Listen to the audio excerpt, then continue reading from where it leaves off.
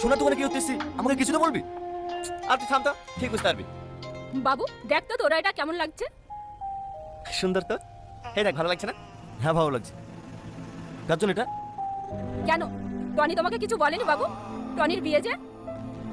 এই তুই বিয়ে করছিস, আমাকে একবার জানানোর প্রয়োজন মনে করলি?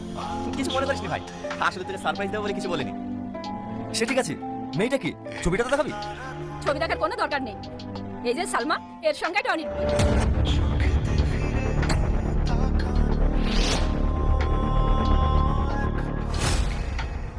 দাঁড়া মা, এখন করিয়ে দেখি।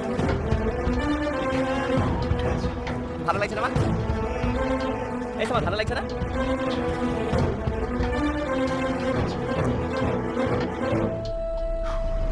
সমাজ, এই সমাজ, সব কি হয়েছে তোর? কি রে বল? আমি বলছি ও কেন চলে এসেছি।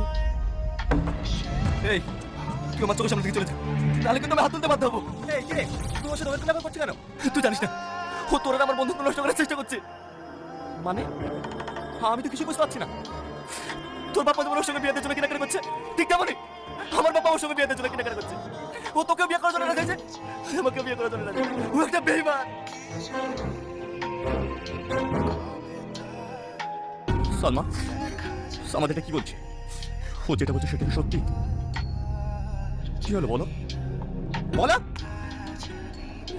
সত্যি। ভাই তুই কি বলছিস? তুই আমাদের বন্ধুদের নিয়ে ছিলিমিলি খেলবি? তুই জানিস ওকে? আমার বন্ধু, আমার ভাই, আমার আত্মা। ও যদি বলে না, ও যদি বলে না, তোর মতো হাজার মেয়েকে বলি দিতে রাখি, জানিস? ছি সালমা, ছি। আমি তোমাকে খুব ভালো মেয়ে ভেবেছিলাম, কিন্তু না, তুমি একটা নোংরা মেয়ে। তুমি এতটা বিশ্বাসঘাতকতা করতে পারলে? তুই বন্ধুর মধ্যে বিষ ঢুকিয়ে দিলে। থাক না, ওকে কিছু বলতে হবে। চল ভাই, নিচে এসো মা।